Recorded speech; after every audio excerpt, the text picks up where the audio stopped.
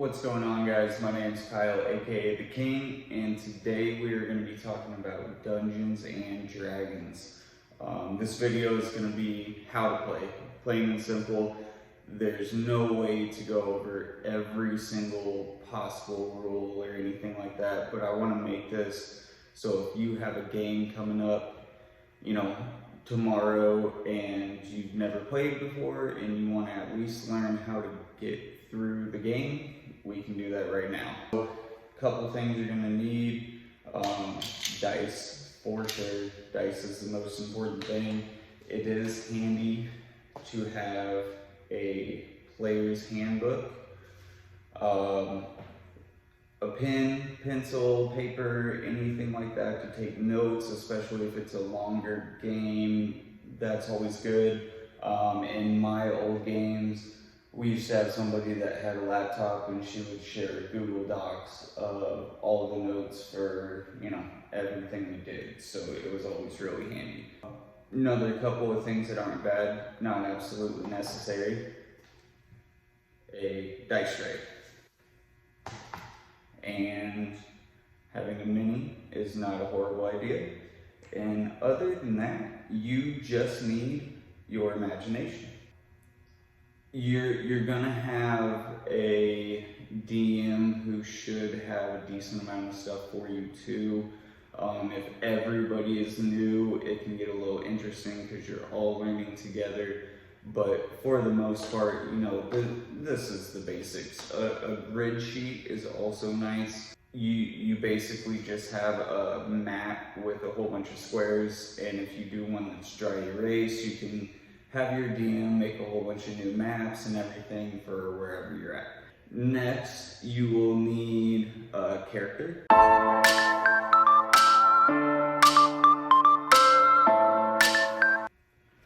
For your character, you can make your own thing. You can create a story, a background for your character. You can make the attributes. You have certain skill sets. You have a certain type of character you may want to play.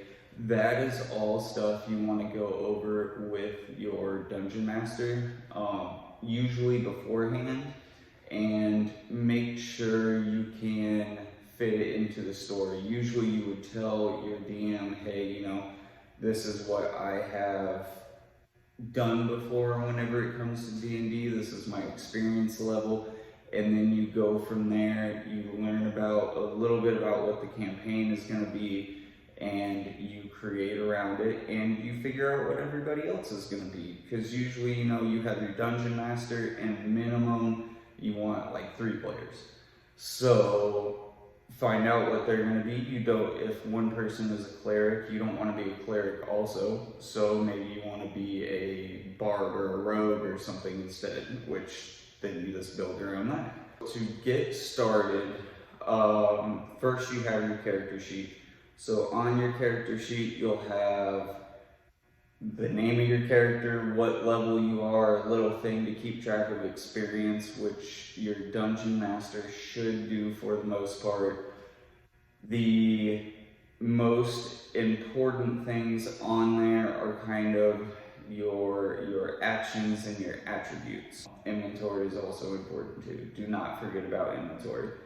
So ability scores, you have strength, dexterity, constitution, intelligence, wisdom, and charisma. So let's say for our mock character, all your stats were at 2. So it's +2. Your ability scores range from 0 to 20. If you have let's say you had a 10 in strength, so your modifier, which is your ability score that you go off of, would be a +0 because you're at a 10. If you had a 11, it would still be +0 because you go off of the evens. So if you got to 12, it would be a +1. For dice, so I'll roll one just as an example. So you have your D20. Okay, I got a 7. So if my strength modifier was +2, it would be a 9. That's not very good. So you have different DCs based on, you know, what you're doing. If you're lifting a small box, helping out a peasant in the street, you know, maybe you could roll a 10 and you might pass. But if you're trying to lift open some heavy coffin or something like that, maybe it'd be a DC 15. So on the die, if your modifier was +2, you would want to at least meet that DC. So you would want to at least roll a 13. You don't always know the DC. Usually the DM sets a DC for something and it will progressively get more difficult, but as you level up, your skills will also increase. You also have something called advantage and disadvantage. So depending on what's going on in the game, you may have an advantage roll. So what you do, you take your D20, you roll it twice, and I got a 15 and a 5. So I would take that 15 because that is the higher number, and that would be your advantage roll. If that was a disadvantage roll, again, 15 and 5, so 5 was the lower number, so then I would go off of the 5, and that's what I would get for my roll. And you can get advantage and disadvantage a lot of different ways. So for most things, you round down. Like sometimes you can have resistance to a certain damage type. So if you do have resistance and somebody hits you for 5 HP of fire damage, but you're resistant, you would round down, so you would take 2 damage because you have the damage if you're resistant. You do have what's called a critical hit or a critical roll, critical fail, whatever you want to call it. So if you roll a 20 on the D20, that is a crit. With the crit, you know, usually if you get a crit on an attack, you're guaranteed to hit regardless what the person's armor is. If you know, were unlocking a box and you got a 20, you're opening the box. Now it's the same if you roll a 1 on your dice, it is a critical fail. So if you were trying to open that box, not only do you not get it open, but you probably also just busted whatever you're opening the box with. So then, you know, maybe you can't open it at all now. It's kind of a give and take. You never know what's going to happen. For your character, there's a lot to go into whenever it comes to character building and what you can actually do with your character. Main things are, you know, your attributes. You can either set it so you roll your dice and you can set the attributes based on what you rolled. So you get your 6 rolls. Usually DMs, whenever you're creating a character, will let you re-roll some of the lower numbers, but you can go off that for stats, or you can do a preset group of stats and just go off of that. So maybe you would have a 10, 12, 18, 20, you know, and you could figure out what works best for your character. Maybe you want to put that 20 in charisma, but you want to put the 10 in dexterity, you know. So that's how you start off and kind of have your bonuses. And all of those strength, dexterity, charisma, all that applies to what are basically just extra skills. You have things like stealth, acrobatics, medicine, arcana, a whole bunch of stuff, and those scores are based off of your strength, dexterity, all that, your core abilities basically. So when you are leveling, you can level 2 different ways, and that is up to the DM to decide. You can either do experience leveling or you can do milestone leveling. Experience leveling is whenever you fight, you and your party fight monsters, you beat the monster, and it's worth a certain amount of experience. And you guys will all split that experience for the fight. Or you can do milestone, where once you get past a certain phase of the DM's quest, maybe you'll level up at that section, and whenever you level up, you can add feats, which feats are kind of extra character bonuses that help you along. Like one feat is called Lucky. If you take the Lucky feat, every time you take a rest, you can re-roll your die 3 times. So if you went to unlock a door and you didn't like the roll, you could say, okay, I'm going to use my Lucky feat, re-roll the die, maybe you'll get something better. And you can do that 3 times and throughout a rest, which rest we will talk about in a little bit, but that's just to make sure you got some sort of an idea. For proficiency, your proficiency goes up per your level. So with your level, normally you would add your proficiency to things like you have your proficiency bonus for, maybe it's for stealth. You're proficient in stealth. So if you're a lower level, your proficiency might only be +1. So if you have a +1 to stealth and a +1 proficiency, and you are proficient in that skill, I know it's a lot of proficiency, whenever you roll, you would take the total. Okay, so I got a 9, so I get +1 from my stealth bonus, and then I would also get another +1 from my proficiency, and it would take it up to 11. Whenever it comes to your monsters, so you can look up just about any monster online. You can also get a monster manual, and it will have tons and tons of creatures you can go through that you may fight, and it has a lot of different things on the monster itself. You'll have the armor class, which is what you need to roll with your bonuses to hit that monster when you're fighting.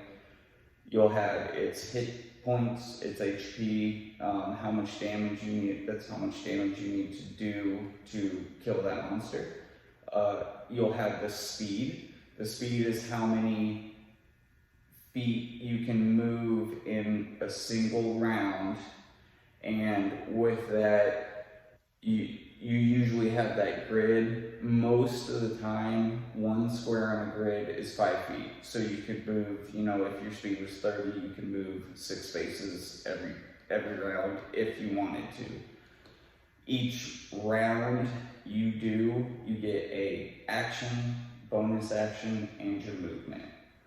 So monsters can have a lot of things. They can have special abilities called legendary actions, legendary resistances. There are a ton of things you can do. That is stuff that you have to worry about, but especially early on, especially if you're just learning to play, you shouldn't have to mess with that stuff too much. That's later on in the game. When you fight some serious monsters, they will have things like that. You also have a challenge rating. This is, again, not something you totally have to worry about. It's more for the DM, but it's good for you to know also. So a challenge rating, like if you look at the challenge rating of a skeleton, it is 1/4. That's pretty low. Skeletons are pretty basic enemies. So if you were a low level, that would be a good enemy for you to be fighting. If it's challenge rating 10 and you're level, 2, that's probably not something you should fight. You need to get away right now.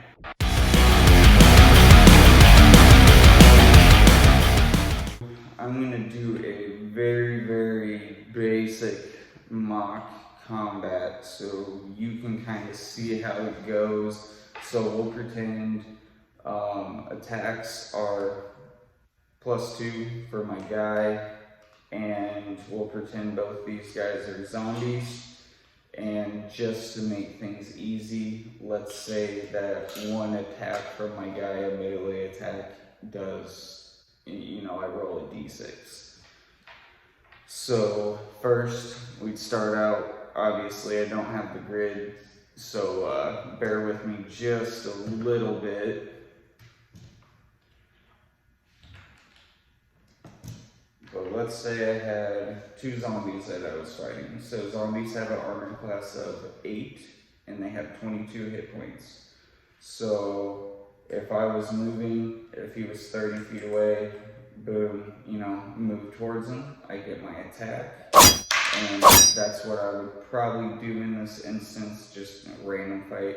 So I got a 10, plus 2 is 12, his armor class is 8, so I hit. Then I would roll my damage die, and I got a 5 on the damage die. So if everything was plus 2, I would get a 7 on the damage die.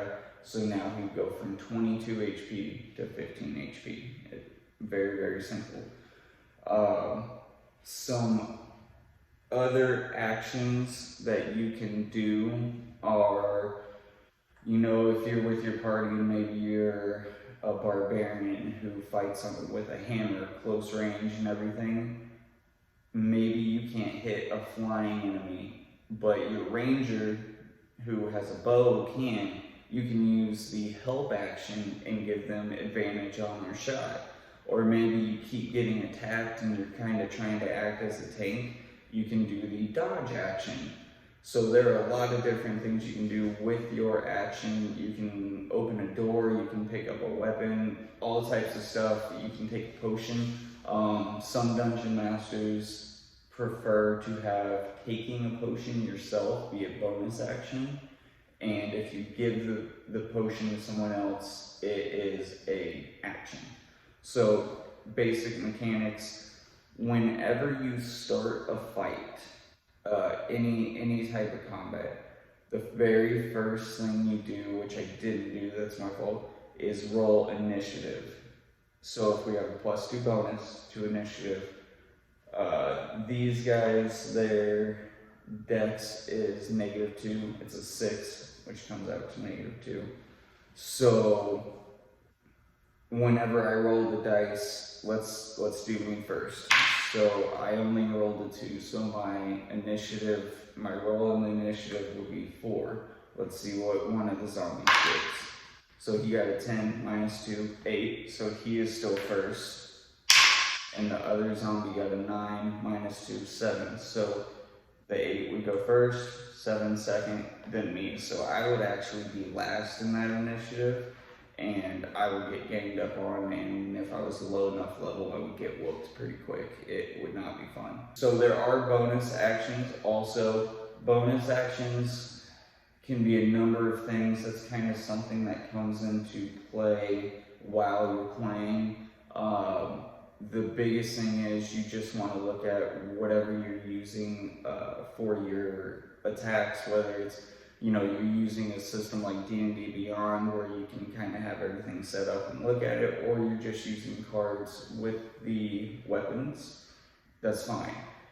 It will have a spot so you can see what your bonus actions are and be able to, plan accordingly, and there will be a description. Always read the descriptions for your stuff, especially if you are casting spells. Spells can do a wide variety of things inside and outside of combat. It is not just limited to combat. That is another thing that if you're a newer player, don't be afraid to be a spellcaster.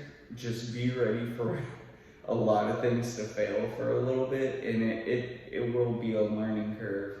But spellcasting is fun. There's nothing wrong with being a spellcaster. The last thing I wanted to go over is in combat is death saving throw. If you get taken down to 0 HP, you are unconscious. If you're unconscious, you make what are called death saving throws.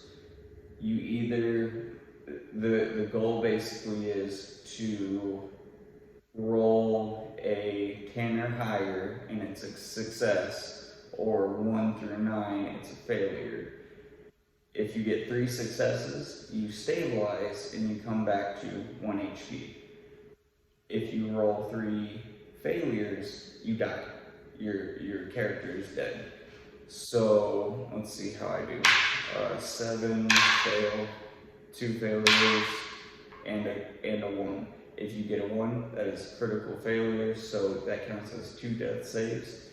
If you get a 20, that's a crit success, so it's 2 successes. But my character just died. So you can be resurrected. It's not the end of the world if your character dies, especially if you're a little bit higher level. But in this instance, if I was level 1, I would be dead. You probably wouldn't have a backup character ready. It can be soul crushing, especially if you're very far in a campaign. But after combat, when you are, like, let's say we had a big old fight and the party just got done with the fight and we needed to find a place to recoup because we're all hurt, we need a break.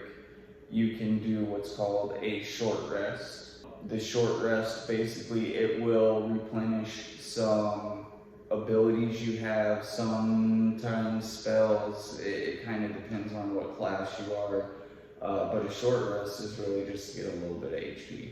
You can roll some hit dice, basically, so that if you take a short rest and you're level 2, I want to say you get like 2 hit dice you can roll so that you can get some HP back. Which dice you roll does kind of depend on what your class is, but if I was at 1 HP coming out of a fight and I took a short rest, I could only roll 2. I don't get those back until I take what's called a long rest. Short rests are typically 30 minutes to an hour in game time. A long rest is a full 8 hours. So if you don't have time to take a long rest, but you need a little bit of health, you take that short rest. If you do have a bunch of time and it's not going to hurt anything, take that long rest because that will replenish everything. So if I was 1 HP, I rolled a 4 and a 6. So I would be up to 11. But if we were dungeon crawling or something and I needed a short rest again, I couldn't get anything back from that. So you do have to be careful how you use those. Rely a little bit on your clerics or healing potions, anything like that, because you do have items at your disposal that you will find throughout, the game. The other thing that you have to worry about is conditions. So there are all types of conditions that you can be afflicted with. You can be blinded, deafened, poisoned. In combat, you can be grappled. You can be paralyzed. I mean, there are a ton of different things, and you basically just want to Google what that means because there's so much to go through. But always make sure you know what you need to do to lose that effect so that you can be okay. Usually a long rest will recover most all of it. There are some things like if you're petrified, a long rest isn't going to help. You kind of just have to wait it out.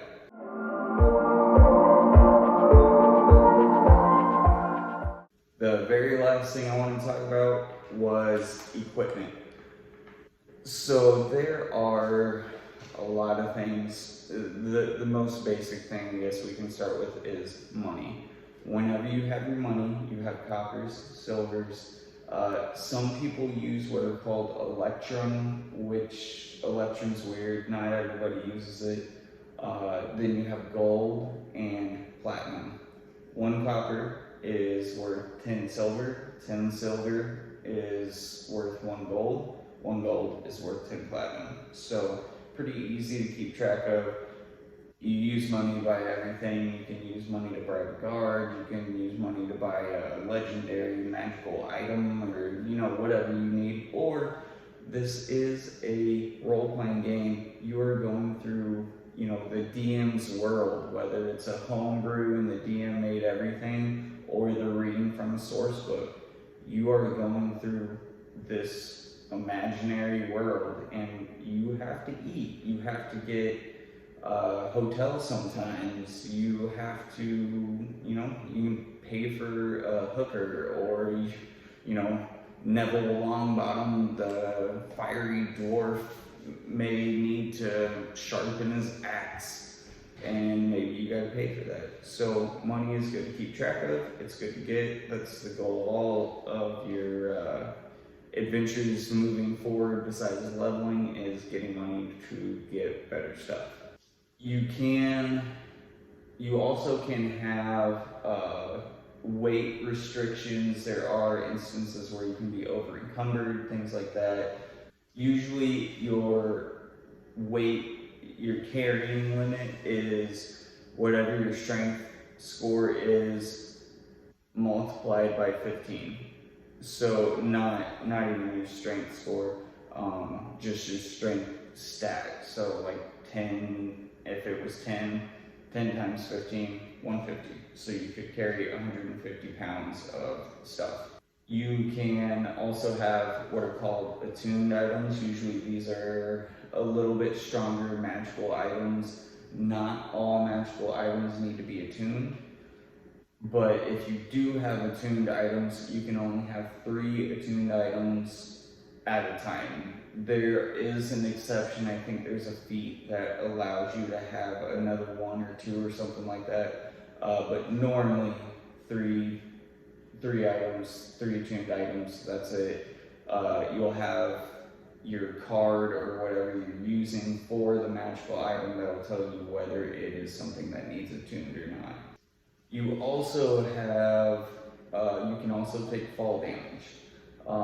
If you were to jump off a 100-foot cliff, you know, that is a large cliff that you will fall from and you will take damage. Be ready for that. Same with, you can drown. You can only hold your breath for so long, so keep that in mind. It is up to the DM on how much damage you will actually take. I believe there are set specifications in the book that kind of tell you what it should be. I've played with multiple DMs that make it less or more or whatever they want. You also can be, like I said earlier, so you can be blinded. So if you go into a cave and you don't have a torch or something, if you don't have dark vision, you can't see. So you have to figure out how you're going to maneuver that cave and be able to fight, or if you do end up getting into a fight, all your attacks are probably going to have disadvantage because you can't see anything. You don't know where anything's at. So be prepared for that. It's good to have a torch. It's good to have a mage that has some sort of fire spell maybe, or dancing lights, or anything like that. So the last thing I wanted to leave you guys with is D&D is all about having fun. You are in this fantasy world. It's all a make-believe world that, you know, maybe you're saving the princess of, you know, whatever Long Beach kingdom, and you're conversing with the king. You can decide what happens. The DM does have control over it, you know, in a lot of ways, but in the end, the players are the ones that decide how things go with individual characters. So be creative. Just because there is a door in your way doesn't, and you can't open it, doesn't mean you have to find a key. You can break the door down. You can, you know, hit it with an axe until your axe head falls off. You can turn into gas and slip under it. Whatever you can come up with, you can probably do. And a lot of times if you use magic, it'll help you get through a lot of situations. Alright guys, that is all I've got for you. I hope that was helpful. Again, this was very brief to kind of go over what some of the basics are. Please do not get overwhelmed. You do not actually need to know all of this. This was just a little bit of information, so if you do have a game that you're about to go into, you can learn a little bit about what some things mean, Hopefully you can understand the character sheet a little bit better, kind of understand how combat goes. Just have fun. Your DM will help you, other players will help you. Do not stress about it, and go out there and save the world.